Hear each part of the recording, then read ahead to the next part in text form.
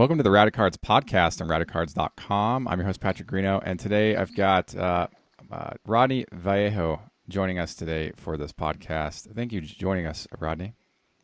Yes, thank you. Thanks as always, Patrick, for having me. Yeah, of course. So today we're going to be talking about kind of a medley of things. We're going to be starting off discussing COVID-19, and then we're going to kind of just blast through some action items here, and we're going to close it out with a modern product. So let's get right into it here. MLB's response to COVID-19, right? So how is baseball played during this time of uncertainty? Like what would be the best way to produce games and have the players actually produce results and kind of have the fans be entertained this year? Rodney, what is your stance on this? Well, I like what has been recommended by Dr. Fauci and even what MLB is going along with, which is if they were to open up in the near future, playing in front of an empty stadium is at least the bare minimum for me. But then in addition to that, I've seen some other proposals that have been not really approved or accepted by the Players Association, where I think last week there was an option where the players would be in their respective spring training locations, and the games would go on in either Florida or Arizona. Now, I know that the Players Association denied that was ever seriously considered, but I mean, that's another option too. Either way, I think safety is the most important aspect, and them jumping into games sooner, I think that's a risk. And I think playing it safe and letting things continue to play out, see where the progress on the disease is going before any of the luxury things that begin to come back to society, like playing baseball games, occur. What do you think? Yeah, I mean, I'll present an idea here in a sec. I think that Arizona has a lot of great minor league destinations, if you will, with the fall league and the various leagues that play in Arizona. That's been happening for a long time. A great idea. I like it. And these players, regardless of if they play, they're going to be paid because they're on contract. And they want to play, so we got to be smart about this find the safest way to do that. So I like that. I mean, this professional advice on this stuff is going to be much more qualified than what the idea that I'm going to come up with. But whatever, it's cool. It's cool because I like to talk about this stuff, and I definitely know that baseball is such a part of the American heritage, and so. I think I'm one of many people who would like to see some baseball this year played at some point. So here's my idea. Now, Rodney, you and I probably, we grew up on games like video games like MLB 2K5 or whatever. Like you get up and go back further. Yeah, I mean baseball. Yeah, 64. So and it's Super Nintendo, right? You go even further than that. So and there's now Xbox Live produces you can play other people on Xbox through like the internet connection, right? So here I was thinking about this all this week. I was like, what's really the safest way to do this? Yeah. Here's my proposal.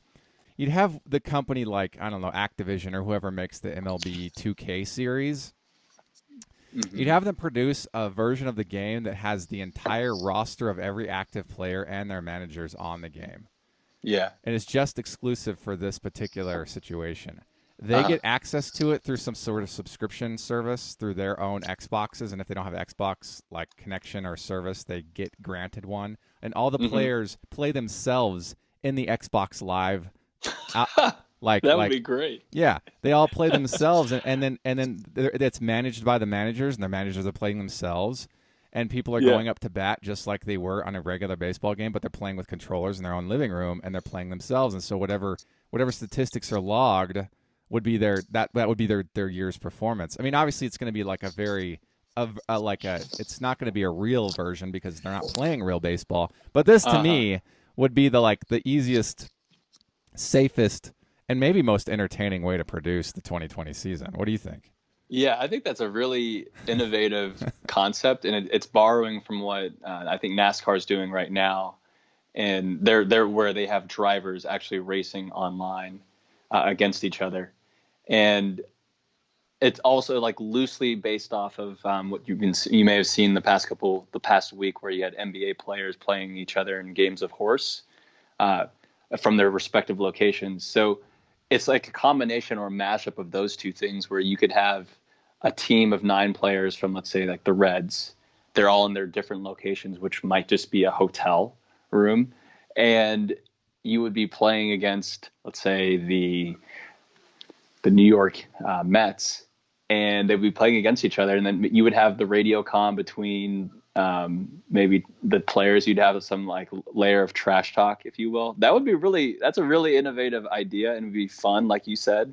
And I think that's something. Like Sony is the one who produces, the company that publishes MLB The Show now. I think that's the only. I was the thinking licensed about game. the Tony Hawk's Pro Skater games, because I grew up on those too, and that's all Activision stuff. Yeah, that was back. I think, who knows? They may have been the ones who did 2K, the 2K series. But yeah, I mean, because there's such a close partnership between MLB The Show, that franchise, right. Sony, it's on the PS4, and then the players. I mean, that would be really cool. Just from the gamer in me would be really entertained by that. Of course, the massive fans, who knows? But you could actually videotape and show the players playing the game. Again, this is like what you see on esports now, but that would be cool to me. That's really innovative. And it would satisfy players like Mike Trout, who recently have come out and said that they still don't feel confident about playing live games in front of fans. Even I think he said that. I made a statement about a week ago. So yeah, man, video games. That's the future of future of Major League Baseball, right? So, exactly. The safest way to do it. I mean, obviously the fans aren't going to get to go and get their hot dogs and sit down and enjoy the game, but they'll be able to watch it in a different format, and it might be sort of entertaining. Like, yes, this is Mike Trout, but this is the Sony MLB 2K20 version of Mike Trout. Like, how cool would that be to kind of know that Trout's behind the controller that's like controlling his player. It's just such a cool concept. Hopefully he's as good as he is in real life, or else it's like right. You're gonna start wondering about his cards. Yeah, he turns into like a Phil Plantier, Yeah. But the last thing I'll say too that's neat about MLB, it's related to COVID, is a couple days ago they're participating. I think all but 3 teams in MLB are participating in an antibody study to help identify the body's response to COVID-19. So I think that's really neat. Researchers are tapping Major League Baseball teams, and they're willingly participating. So hopefully the results of that can help with the progress towards a new normal sometime soon. So yeah, I mean, we're all kind of working at this. Everybody seems like together. It almost seems like every country is working on trying to find a solution as quickly as possible, which is really, and the united aspect of the world is pretty amazing.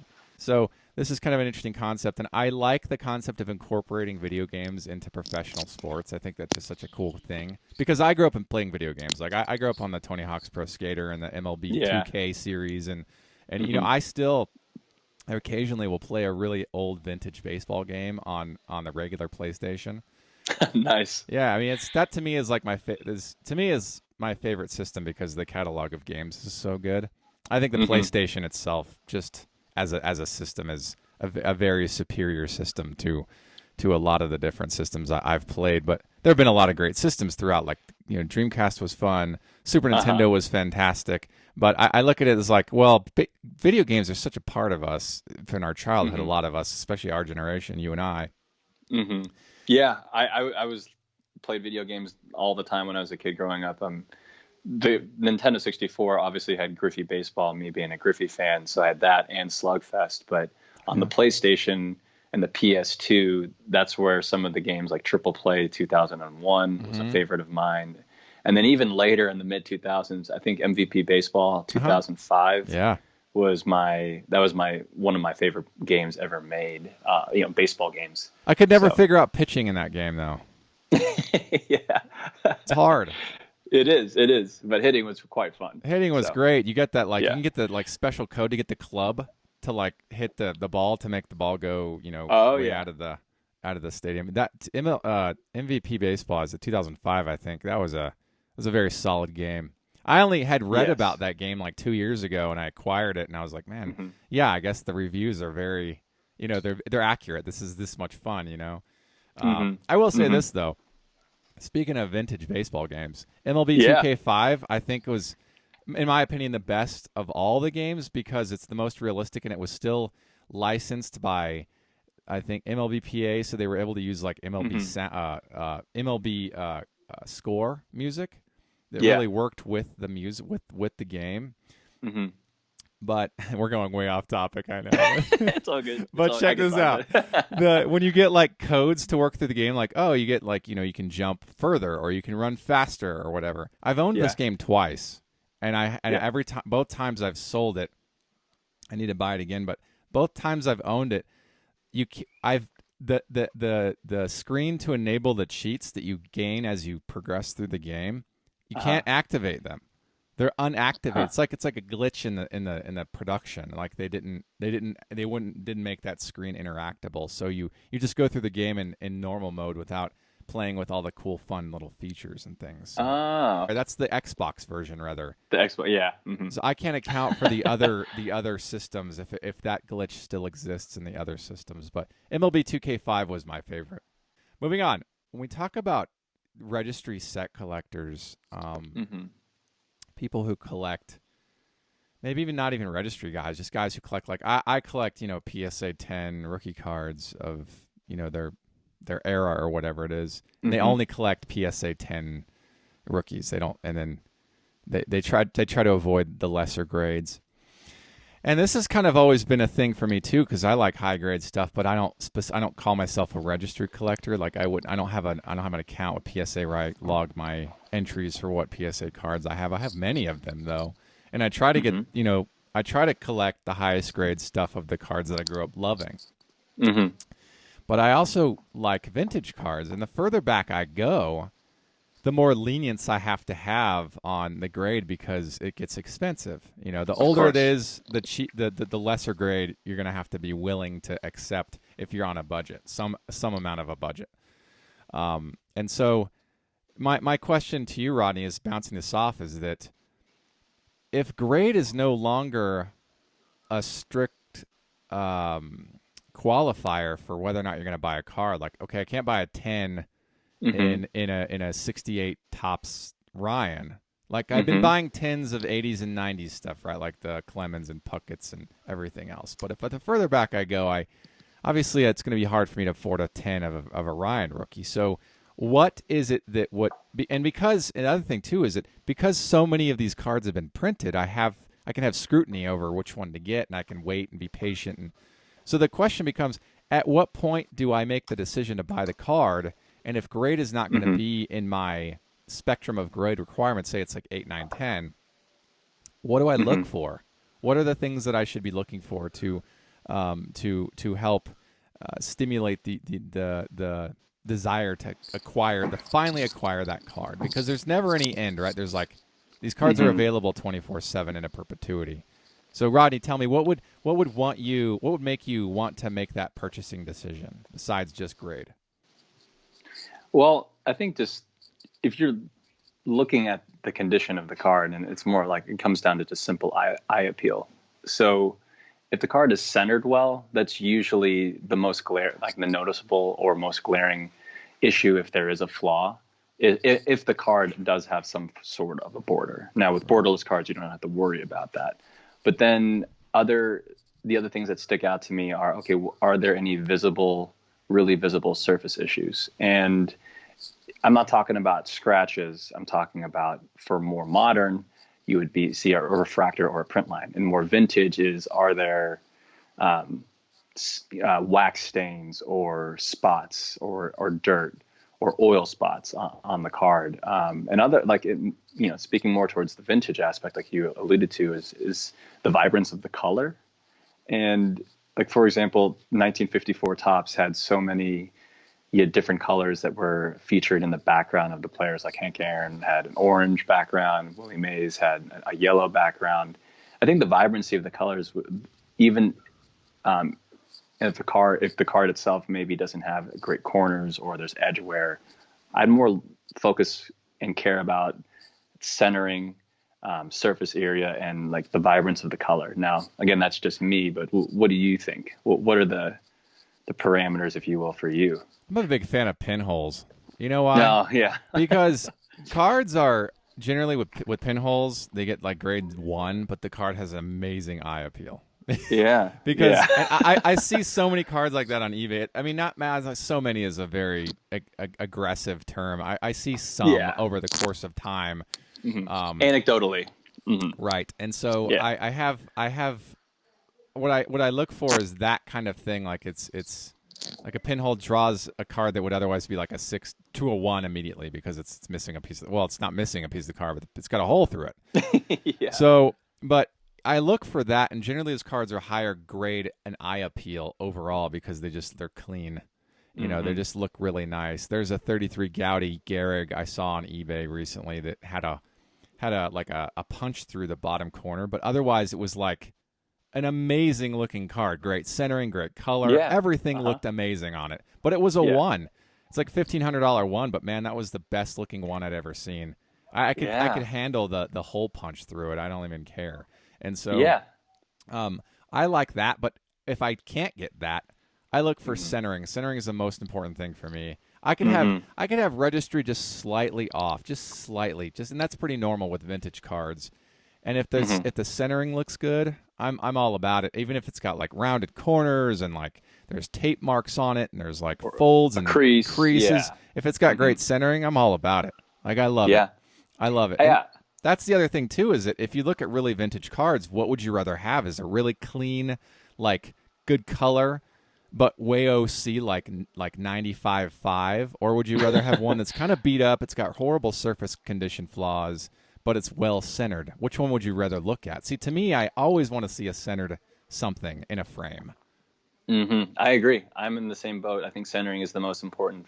And you gave kind of like scenarios of if it's off center, are there rounded corners or edges or even creases? Like I would take all of that. And going back to your hole punch, I would take the hole punch because of the vibrance of the color, the centering. Because when it comes down to it, with certain cards like the 33 Gaudy, that is, who knows how many are out there. And over the test of time, like, you know that you have that.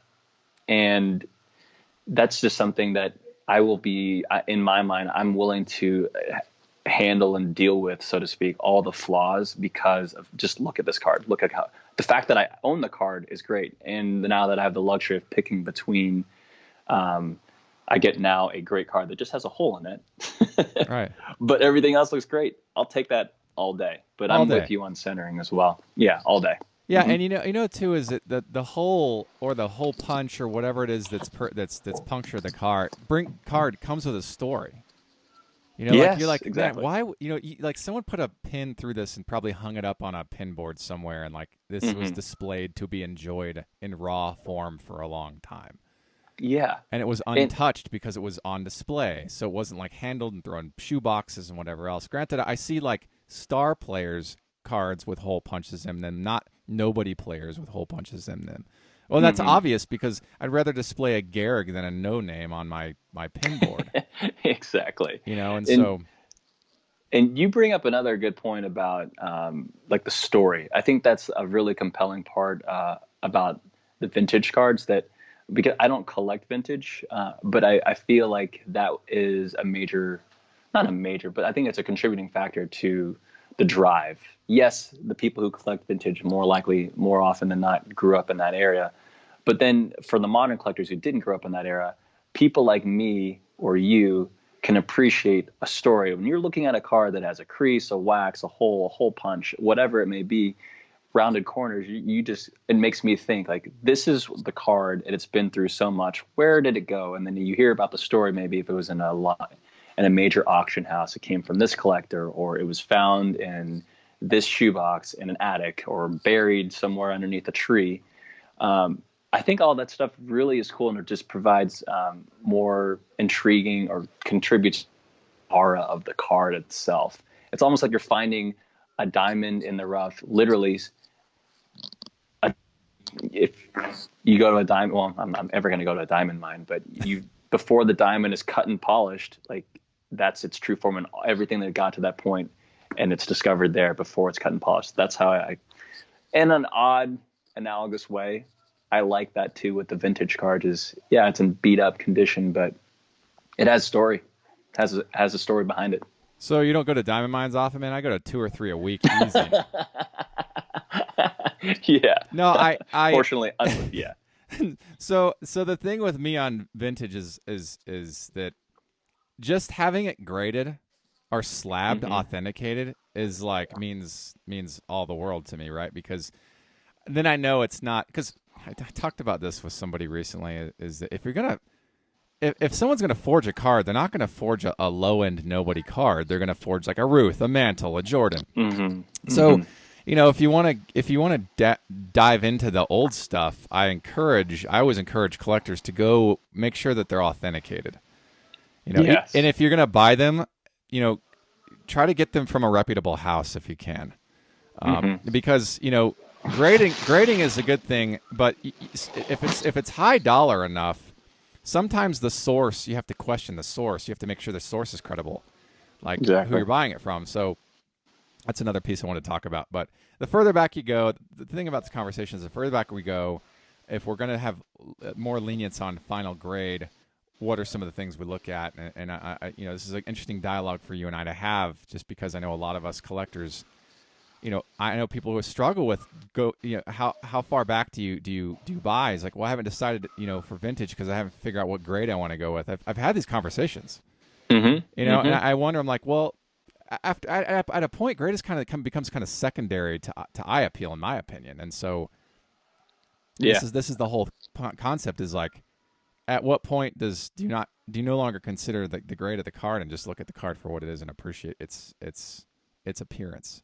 And that's this becomes more of a thing as you further back in time, as you buy. And if you're like modern guys who are collecting, like I was saying before, off the record, like guys who are buying PSA 10 Mookie Betts cards, and they're buying PSA 10 Griffey rookies and Thomas rookies. The further back they go, it's okay to buy a PSA 2 Mantle. And it just has good eye appeal, and it does still work and fit in your collection because it's themed to still baseball or whatever it is you're collecting. So glad we got to talk about that. Yeah. So next on the list here, let's talk about 1996 Zenith Diamond Club baseball cards for a minute. Zenith was an arm of Pinnacle, and in 1996 celebrated its sophomore year and produced a variety of different insert sets, all of which impressive because it was a Pinnacle thing, and I always liked what Pinnacle did between its hollow foil, its base foil, its Dufex, its artist proofs, the whole gamut of stuff. I've always liked what Pinnacle gave us during their time frame. That said, they brought us a set called Diamond Club in 1996. And the base cards, they're the actual cards of the Diamond Club. They have like a holographic, I'd say refractor finish. I would say hollow foil finish because it's not technically a refractor. It's a hollow foil. So they're beautiful cards, and they have some value, a couple dollars a card. They're 1 in 24 was the insertion ratio on these. The set possesses it's 20 cards, and the roster of players is all the guys you'd expect to see in the 96 anything.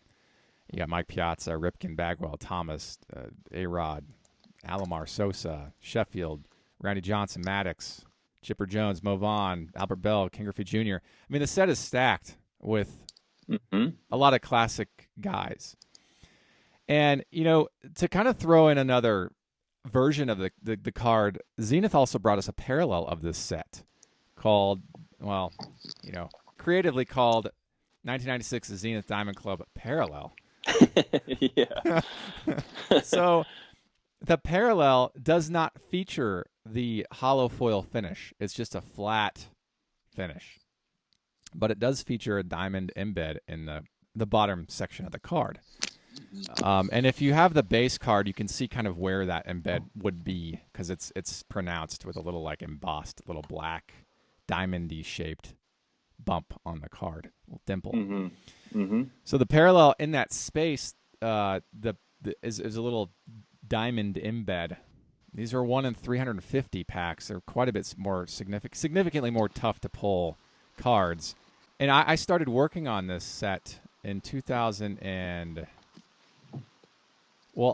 so in 2012, but I acquired my Thomas in 2010. I was at I was living in Huntington Beach, California at the time, and I was going around and looking for card shops and to go check out, and I found one kind of near Bellaterra, and I went over there, and it was like kind of off the cuff, like it was like up the street, and then like it was on the left and kind of tucked away in a strip mall, and I went in there, and it was this kind of pretty big retail space, mostly comic books, like rows of boxes, and then they had this one display case kind of off to the side, kind of not toward the back, but off to one of the sides of like when you walk in and you look to the left, it's off on that far end in the middle of the room.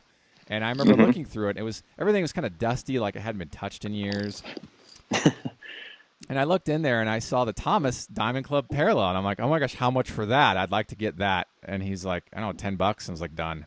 That is wild. It's so cool. What right? a find. Yeah. And during that time too, I had acquired during that same visit, 1997 EX2000 Essential Credentials Emmett Smith for like $3. Sounds like a very awesome trip, card wise. Those are good buys, right? So yeah. Anyway, going back to Diamond Club Parallel, it's got the diamond embed, no hollow foil, right? Mm-hmm. And I've been collecting this set for a long time, and I only need, at the time of this recording, I'm 3 cards short of finishing the set. Mm-hmm. I expect to get the two of the 3 for a pretty good price, with the third bringing in probably a hefty figure if I can ever find the card. Mm-hmm. Whatever the case, I know the difference between the parallel and the base pretty easily because I've been doing this for a long time.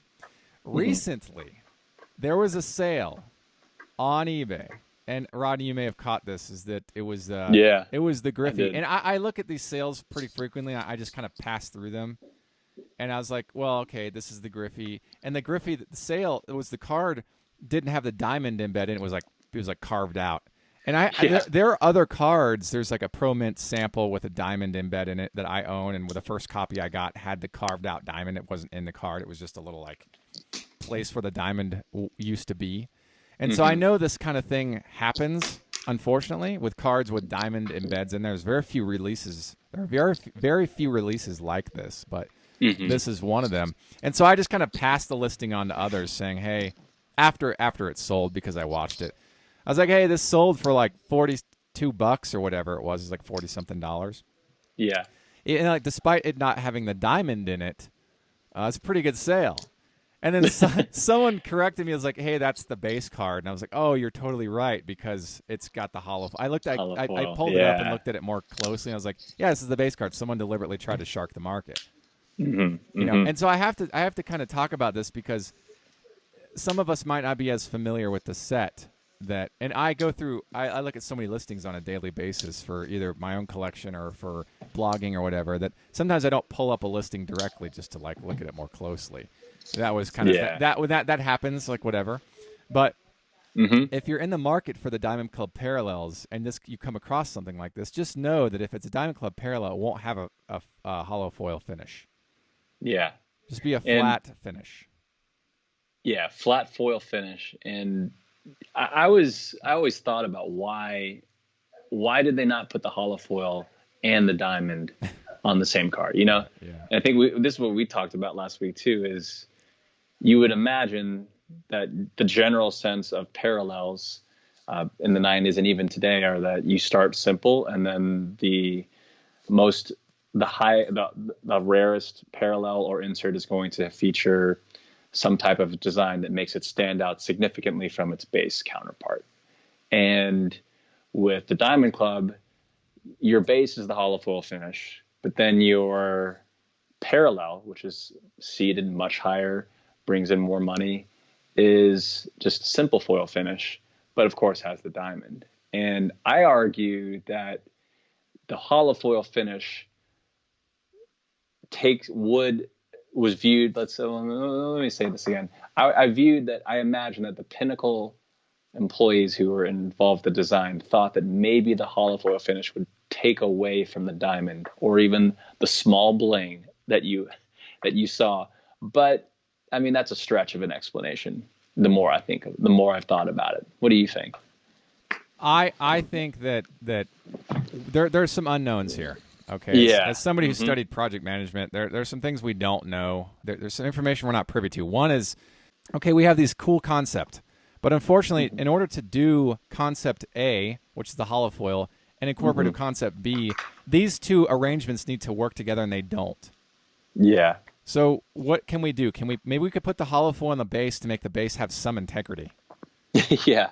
Or desirable. Right? Or desirable. So like people like it. And then they put the diamond in the non-base. It's just going to be easier for us to produce the cards. And then that way we get the best of both worlds. Obviously we want to have the best of the best for the diamond card, but if it's going to cost, maybe it's a cost issue too. Like it can be done, but it's going to cost, like, say, much more than the budget allocated for this project. Yeah, that's a good point. You know, and then like, okay, we had this idea, but these technologies, they work and we can do it, but we're way under budget for it. So why don't we just separate them and make the base card the hollow finish and the Diamond Club Parallel the flat finish, and that's what got the okay from management or whatever it is. So there are some things we don't know, and you and I are like that. Like we see parallels that go up the chain, they just get better and better and better. Perfect example is 96 Pinnacle Artist Proofs. They are museums. They are also artist proofs. They are parallels to the base card. They are so many things more interesting than just the base 96 Pinnacle card. Exactly. But as you go up the chain of the Pinnacle parallels of the base, the foil, the museum, and the artist proof, they just get better and better and better. And they did that with Score, too, with their artist proofs in 1998. You know, you got the base, the Shadow Series, and the artist proofs, and so things just get better and better. And you can go through the gamut of examples of these things. Like as you go up with rarity, the cards get better looking. 1999 Fleer Brilliance, base blue, gold, 24K. It just gets better and better and better as you go up through the. I think that's the best example right there. Yeah. You know, and so this is yeah. I mean, we bring up a good point here. Is that the parallel, like when I think about it, should have been the hollow foil version. It really should. And think about how cool those cards would have looked. I mean, probably collectability-wise, it would have helped drive even more collectability with the cards because they would have kind of floated into that like aesthetic echelon of 24K and Crusade and Mirror Golds. I just think that those cards had potential to be in that place. And even though they're not, they're still very great cards. I think they're rarer than they should be. I'll tell you that for as long as I've been collecting this set. They're rarer than they should be. Because I've never seen, one of the players' cards. And I'm like, surely it exists. I'll get it sometime. But this dude, Jermaine Dye, like, what's the big deal? Like, what the heck? Where's this card? The first thing that pops into my mind is someone saying, "Oh, it's a Jermaine Dye card. The diamond is probably worth more than the Jermaine Dye card." Pop that sucker right out of there. Yeah, I'll just take out the diamond, go to my local pawn shop, and then they realize it's like this thing isn't worth anything because they put a very low grade diamond in these, which was still, a gimmick and whatnot. But I thought, anyways, maybe that's why you haven't seen the Jermaine Dye. Because everybody's harvesting the diamonds from the Jermaine Dyes. Yeah. They're all being harvested. Yeah. Hopefully one day, maybe a listener right now has that and is going to contact you after this. Oh, so, I hope so. I sure hope this is the key to my Jermaine Dye needs. So I want to talk about 96 Diamond Club Parallels because it's something that I think some of us, at least based on this Griffey auction, some of us might not have the knowledge to arm ourselves to offend against fraudulent activity on eBay, right? So arm yourself with knowledge, right? So this is what we do. So anyways, moving forward in the 90s stuff, Rodney, I'm going to have you lead this discussion because you brought this to the table last time we were talking off the record. The 1998 Pacific Invincible. If you collected these, we're talking about the Cramer's Choice. They're the jumbos in the standard size, and they come in a slew of different colors. Thomas didn't make it into the standard size different colors, but he's in the jumbo colors. And so you were talking, Rodney, about the minimization of marketing for the base size, different colored 1998 Pacific Invincible Cramer's Choice. You want to talk about it? Yeah, sure. So I've always found this set so interesting because obviously the look of them, and it was one of the first times that you saw at that time a rainbow of parallels. Of course, you know, the Marigold, blue, and red from '96 Select Certified. You saw that first initial concept of a rainbow, but with Pacific Invincible, you saw more than just three colors. You would see blue, green, red, light blue, and then a gold as well, and a purple. But what always was intriguing to me was whenever I looked it up in Beckett, whether it be back in the late 90s to even more recently, I noticed that if you take a look at a pack of 1998 Pinnacle Pacific Invincible, there's no mention of the Cramer's Choice set at all. No pack odds. If you open up a box or find a box, nothing. And I always wondered, like, why is that? Was it a stealth insert? And then the more I thought about it, it made me wonder. I'm like, was Beckett? Did they miscalculate and print this underneath the Pacific Invincible set, and when it was supposed to be under the Pacific set? Because at least on the '98 Pacific base set, or their flagship set, there's a mention of a Cramer's Choice insert. That's 1 in 721 packs. But of course, the ones in the base flagship set would just be those were not serial numbered, and they were all had the same color background as like a bronze gold finish. So then my mind was turning, of course, with no information about like, well, where were these inserted originally? Were they in Invincible? Was this a stealth insert in Invincible? And then this thought, like, this was really on my mind for like the past 2 years. And then about a week ago, one of my good Griffey collector buddies, he sent me a screenshot of a Beckett from September 1998, and has Juan Gonzalez on the issue, that showed me a reader's right question, which I love that section in Beckett, that had the person writing into Beckett asking this exact question. And it was cool because they answered the question. And turns out that there's no marketing on the 98 Pacific Invincible Cramer's Choice colored parallels, because the Pacific designers and management team, they were testing different colored foils on the Cramer's Choice inserts. But they were testing this already later in the production stages, where marketing had already gone out. So sell sheets had already gone out. Packaging for the packs and the wax boxes were already printed. So they liked the foils colored so much that they wanted to utilize those colored foils in an insert for that year's product. The sets were in the like Beckett database, but people could look them up, but they weren't, like, you were saying that this was late adoption, like way late in the adoption spectrum for product design and marketing, right? And so I wish Thomas was in the set, because I probably would have had a reason to investigate a lot of this earlier on in my collecting career. But I will say that the September '98 issue of Beckett is a strong one, because that's the same issue that gives like odds for the various '98 Pinnacle Epics cards.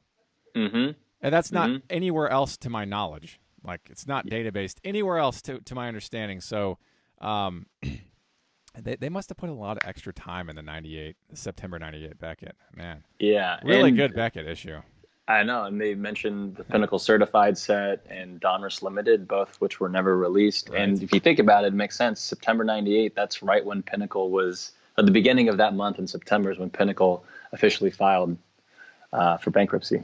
So it's also the end of the baseball season for that year. Yeah. So we're going to see whatever the final releases of '98. There's still a lot to go from September to January for product releases. So that's a quarter. Yeah, exactly. So you've got you've got a lot of months there. But this is good to talk about because for one, for me, because Thomas not in it, so he's not in my checklist. I don't put him in my own database. He's not in there. He's on the jumbos, right? There's several of those. Yeah. And so, but I have some of the base for other players, like a Tony Gwynn, a Larry Walker, and some other standard size green. You might remember the green ones. They have the hand serial numbers on the back. Yeah. So I picked those up over the years in bargain bins and whatever. I mean, you don't see that stuff too much these days in bargain bins. I mean, but I've been doing the bargain bin thing for a long time. So I found those cards over the years. I think the Gwyn was purchased, not a showcase card, but it was like, hey, here's some other stuff you might like that's not in the bargain bin. And I was like, all right, what's the... So, yeah, that's a good thing to discuss. And you know what's interesting? I'm looking at my checklist now, and 98 Pacific Invincible. Thomas doesn't even have a Kramer's Choice in that whole release. So actually, the Pacific Invincible stuff that I have is... They came out of Crown Royal 99. That's what it was. And that's the thing about the Pacific. Some of the Kramer's Choice, they'll like come out of different releases.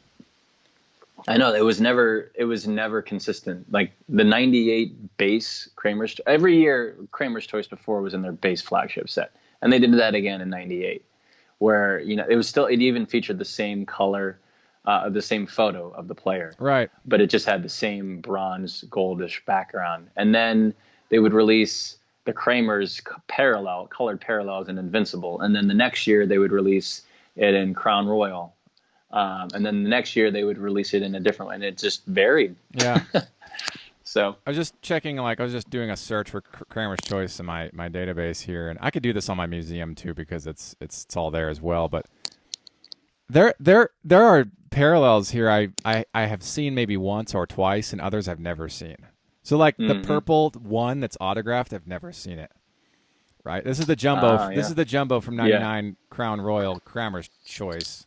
The dark blue to 35, I've never seen it. The gold to 10, never seen it. I've seen the red twice to 25. So I don't have that one, but I have the green to 30, the light blue to 20, and the base card. So that's not bad, right? So I look at these things and I'm thinking, well, they're so obscure that like for one, a jumbo card with this many parallels that are this rare, I can't think off the top of my head without research another set like it. That's this kind of that has these qualities. That's like jumbo, at least for the Thomas. Like you were talking to base cards, like jumbo, and has all these parallels, and their print runs are well below 100 outside of the base card, and so they're actually all below 50. And so that's like, and it might be the case is that, the question that comes to my mind is, are the print runs low because the time frame that they had to produce, they were like, dude, just run a couple sheets and then call it a day, because they were so far into the production at that point, and you and I both know they're on a timeline, they had schedule. Yeah. So was it the case of like, look, we have to get this approved within the next 48 hours. So if you're going to make a decision on the different colors, make it now, but produce them, get them out of the way as quickly as you can. And that's where that's the reason why we got such small print runs on the parallels.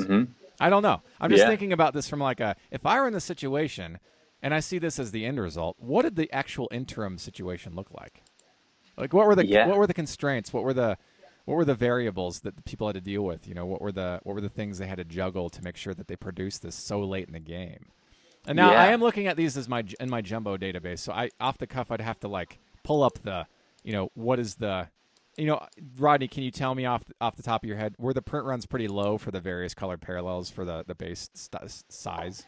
Yeah, green was 99, dark blue was 80, light blue was 50, the purples were 10. Okay. Golds were 15 and reds were 25. So like the gold, red, and purple, the highest end, only 15 cards separate the three of those. Okay, those colors. So yeah. So they were small. Like I said, Thomas didn't make it into the base size, so I don't have that in my database to reference the print runs. I'm glad you have it right there in front of you. So this is an interesting thing because you got to wonder what other sets besides this 98 Kramer's Choice set experience the same outcome.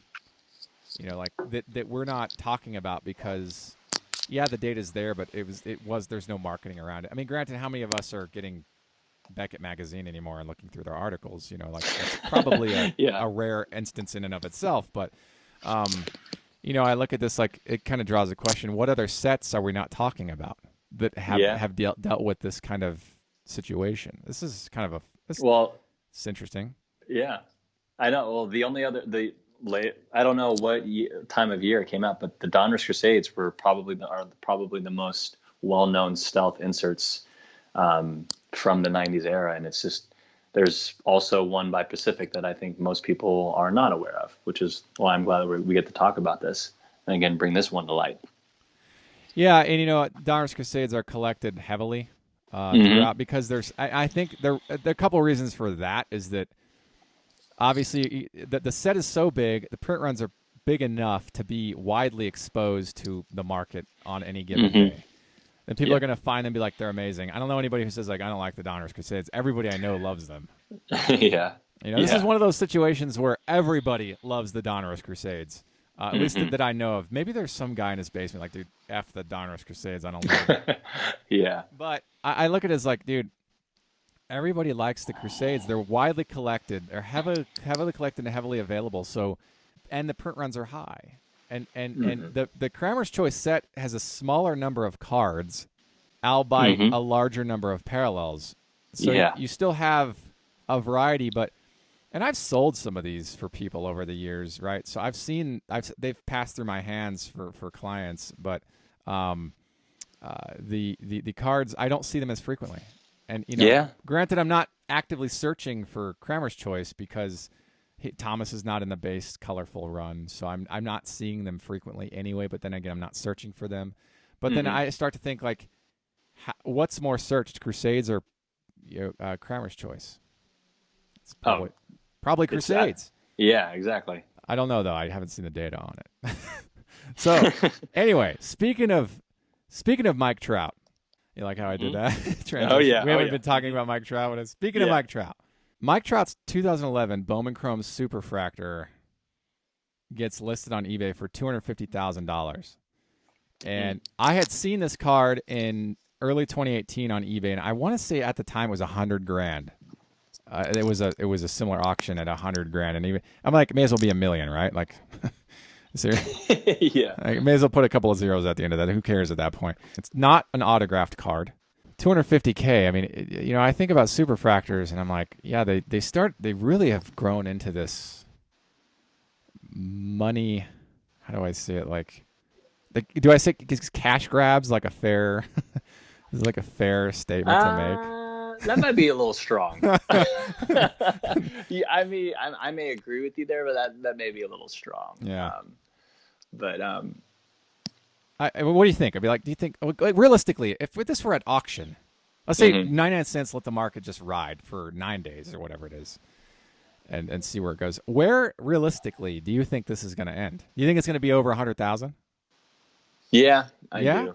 Yeah, because the last sale that we saw, that we know about was in 2018, the Vegas day purchase. Yeah, that one, and then this is multiple years later, and it's with time, especially on a card of this high end of a player like Mike Trout, who just continuously puts out great numbers on the field, and then his collector fan base just becomes more and more valuable.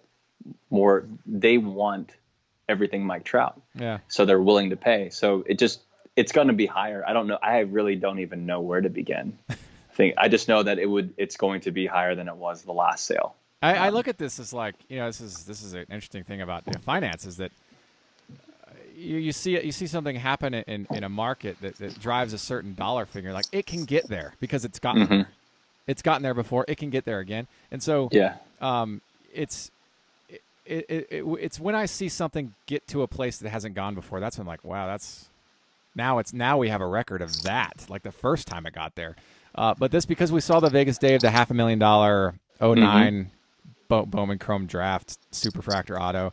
At the time, I was like, man, that's a huge dollar figure. But now I'm starting to think like maybe that's like realistic at this point, you know? Yeah, exactly right. And like at the time, he was the one maybe he wasn't even thinking, but like now looking back, it's like hindsight. Oh gosh, how many times have you with a high dollar card, expensive to you relative to whoever you are, you like, man, I should have gotten that card 2-3 years ago when it was X dollars. I know I should have bought now that Trout for $500,000. Yeah, and then now it's like it's 2 to 3 times more, and you're thinking, well, gosh, you know, I wasn't thinking that way now, but maybe I should adjust my way of thought for any time I see that now going forward in the future. And I feel like that type of mindset, coupled with the demand of the card in general, coupled with the demand of Mike Trout in general, that is what's going to contribute all to a higher price this time, or a higher sale this time. Yeah, what gets me is that when I've made big purchases a lot in my day, and sometimes I'll get heat or flack from guys like, dude, you waste your money. Think about the Mantle you could have bought with us. Like, yeah, or I could have bought the card I bought. Yeah, exactly. You know, I'm happy. Yeah, exactly. And the card I bought, say, is a 1 of 1, and I could never get the card I bought again, but I could buy the Mantle all day long forever. You know, and so I think like I get the heat from the guys who are like, dude, you spent that much money. That was a waste of money. You could have spent it on this. And like, fast forward, man. When in like 5 years, you're gonna probably wish you had been in the running for this card that I acquired that you gave me heat for. You know, exactly. And I feel like sometimes people give other people heat because they're jealous of the purchase that you made. Mm-hmm. You know, they'll get like, yes, oh, you that like creeps in. Mm-hmm. Yeah, that happens too, and I think that and the jealousy comes from like self insecurity and like, you know, inadequacy and inferiority complex, and it's the psychology of buying, right? And so I think with the Trout, honestly, like at 250,000, I'm like, man, if he gets that, awesome, because there's going to be a record of this card that's not autographed selling for $250,000. Like my thing is that Trout's still playing. Like, yeah, he's proven himself like 3 times, 4 times over, whatever. But he still has some portion of his career to go, and so anything can happen, you know. Like, yeah. And so I myself, I don't own any Trout cards yet. I'm not yet in a place where I feel like I have a desire to go out and buy something, but I might get there in the future. And it's my hope that Trout does continue to perform as he has and has a great, you know, the rest of his career, and he becomes a Hall of Famer, one of the guys that is talked about around, you know, Mickey Mantle and the classics.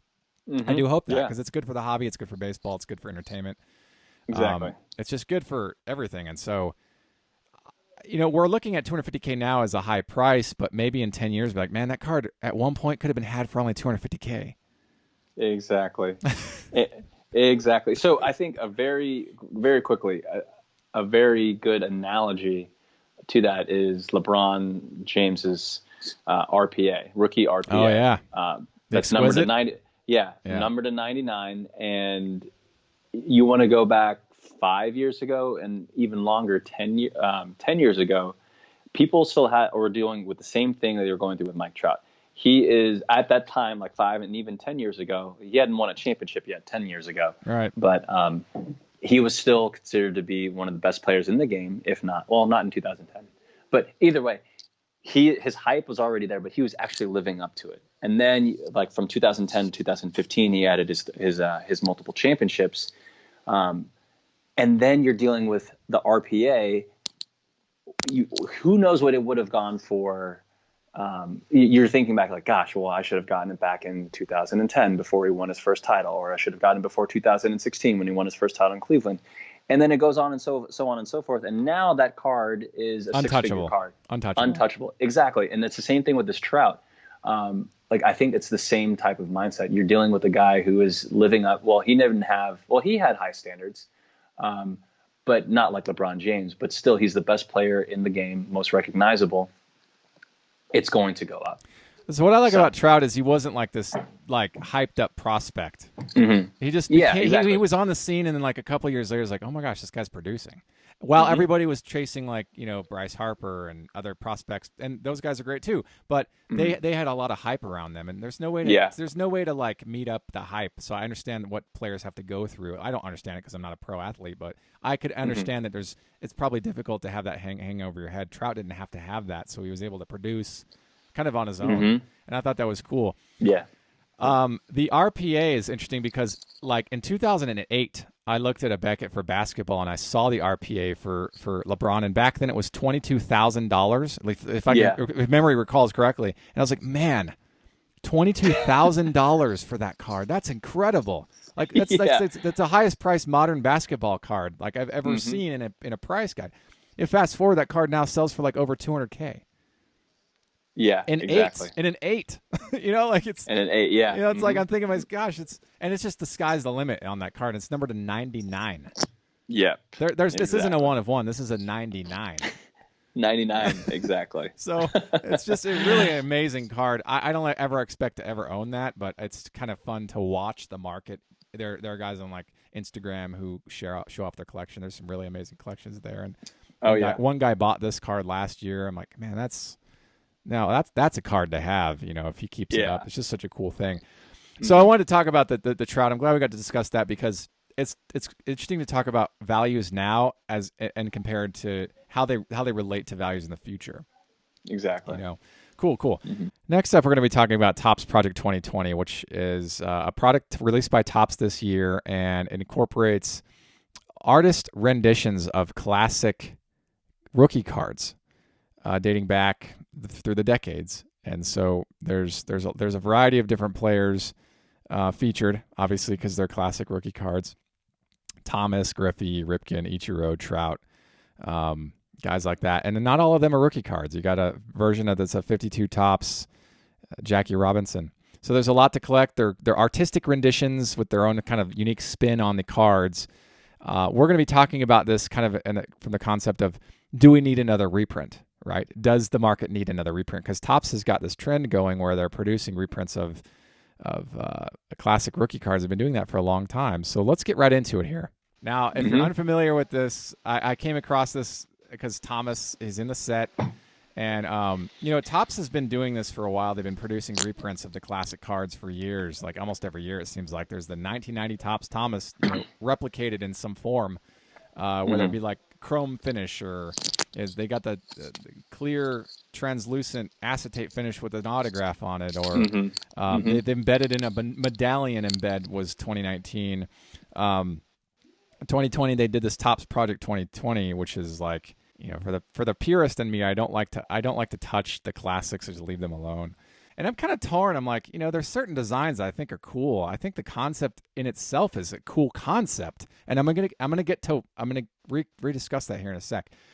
But I'm thinking, how many times do we have to take a classic card and water it down again like this? Like how many times does the market gonna want to buy a 1990 Topps Frank Thomas like 80 times over, just being done so many different times?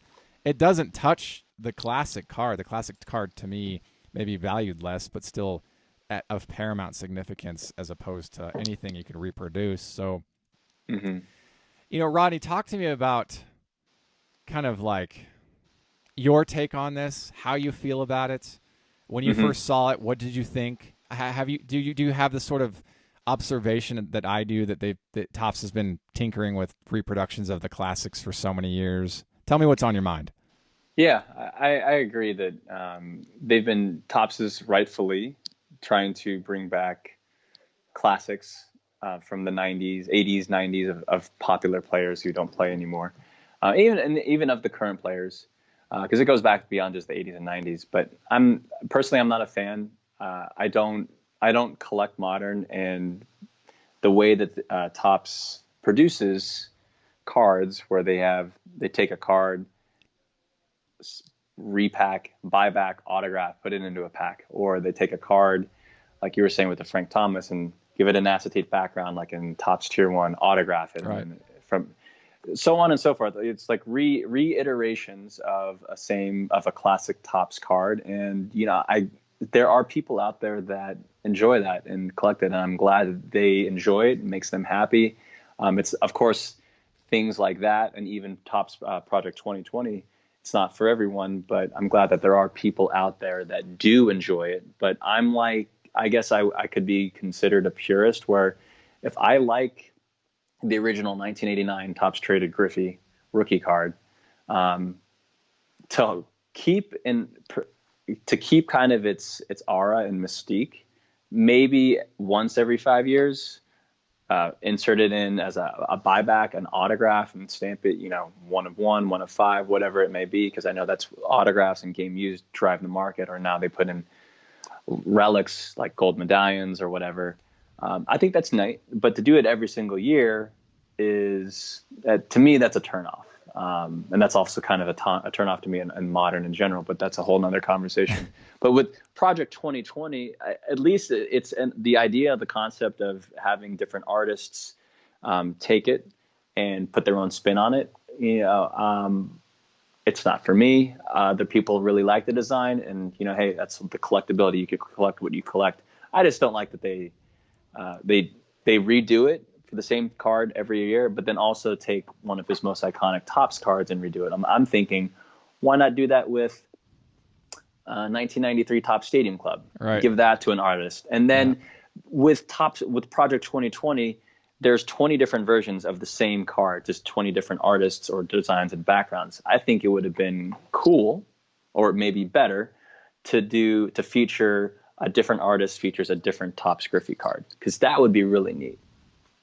So we bring up some interesting topics here. Is that one? I like the concept of incorporating our artists into producing baseball cards. I artist proofs. I mean what is it? What's that one from? 97 Topps Gallery, Peter Max. Yeah, it's a Max. Yeah, it's like the one that comes to mind. I love those cards. That those one, are awesome. Those are so rad. I'm like, man, yes. that was like kind of like a benchmark. That it's funny that the Max autograph is underneath the finish. Mm-hmm. Yeah, so cool. And the thing is, I love that card. They only did it 1 year, so it was novel. It wasn't watered down to me. Yeah, and that's the thing. Like when it's watered down, or you're doing 20 different versions of it, I'm like, I don't think I would have enjoyed 20 different versions of Peter Max's rendition of a Griffey card. Yeah, and but, just to make it clear, I like the concept of incorporating other people's talents into the production of baseball cards. I'm a huge fan. I think it's great. Mm-hmm. I just think that it's like it might behoove us to pick cards that haven't been reproduced so many times, and actually. What I would do if I was in charge of the project is like, let's pick cards that really nobody cares about. People don't talk about, and people have basically forgotten, and it's hard to move these for free. Let's get those cards on board. How cool is, like you were saying, the 93 Topps Stadium Club. What if also it was like the 93 Topps card with the two players, like the All-Star card, like that was was produced, or like maybe like a checklist card that features a player on it, or something that's not obvious. And I think that if you do that, people may go back and pre-buy the originals, which may re-stimulate some interest in some of the lower end pieces. Make it so not obvious to where like, yeah, this is cool. You know why it's cool? They picked a card that I forgot existed, and they recreated into this really cool thing. And they made it look better or unique, more so than I did when I first saw it X number of years ago when it first came out. I'd probably be more inclined to acquire it because it's so obscure in that way. Like, I forgot that card existed. So cool. And I'm thinking of cards not even made by Topps that I'd like to be like added in. Like you remember Triple Play from 92 and 93? Yeah. That's a Don Russ release, so Panini would have to be responsible for that part of it. But I still think like those are the cards that I'm like, man, minimally collected, not a huge rookie card roster in those sets, right? But cool inserts. Like that's what I think about it when I think about these Topps Project 2020, which is essentially incorporating artists into recreating the classic rookie cards of various decades prior. Cool concept. I like it. I do like it. So I want to talk about that because I know you and I, as people have been collecting for a long time, we've seen a lot of what Topps has given us, if not all of it, right? And so it's kind of interesting, but it's become almost predictable now to see buybacks and reproductions every year. Yeah. What you talked about earlier, like that's a problem that you have with modern. I think about with me is that I don't want to see a design brought back. I want to see a theme, a concept, an idea incorporated into a modern design. That's what I'd rather see. Like yes. Panini does this really well with their Donruss Elite stuff. They don't bring back any previous Donruss Elite designs. They just recreate that concept into a modern design, and they like make their own new version of it, and it looks awesome. Oh, I know. Like, for example, the Panini status in basketball I don't know if you've seen those. They're They good. look incredible. I mean, it has a 90s retro feel to it, but still a modern design. It's awesome. And of course, it has Panini has a license in basketball Oh, for yeah. the players, but Those are awesome. regardless of that, the card itself, it's awesome. It's unique. It's not a copy of what was produced in the 90s, and it stands alone, but it's still paying homage to what came out originally and where its roots are. Yeah. So A lot of people dog on Panini. I like what Panini does with a lot of their stuff. I mean, it's like anything else. Like, you're gonna like some of it, you're not gonna like some of it. But I like the Panini that produces some of their catalog. To me, is like some of the best stuff on the market. And not everybody likes it because there's certain licensing they don't have, so they're not able to produce like certain logos for certain sports, and so you kind of miss out on some of that. But I think they do a good job for their limitations. I honestly do. I like that. And Topps, I like the like I said, I like the concept of Project 2020. I just think that the cards chosen to be reproduced, or that particular angle, has been watered down for so many years now. Because I look at pretty much anything in a certain era as a classic at this point. Like 93, anything to me is classic. 92, anything is classic. And the further back you go, it just becomes heritage at that point. And so I want to talk about this because it's a concept that I thought was interesting, but because it's the same card I've seen produced every year consistently for many years for Thomas, I'm like, I don't know if I'm going to go out of my way to try to get one. Maybe I'll see one in person someday, like maybe change my mind, because it's like maybe in person it's a different experience. I don't know. But this is something to talk about because it's a product that just came out. It's brand new. So thanks for getting on this with me. Rodney, that kind of clears us up with this particular agenda. Do you have any final thoughts? No, I'm glad we were able to cover a good gamut of topics. And again, as always, appreciate you having me on. Yeah, of course. Thank you for joining us, Rodney. Thank you for tuning in to the Radicards podcast on radicards.com. I'm your host, Patrick Reno. And until next time, enjoy collecting. If you like this content, please subscribe. Thank you. Enjoy collecting.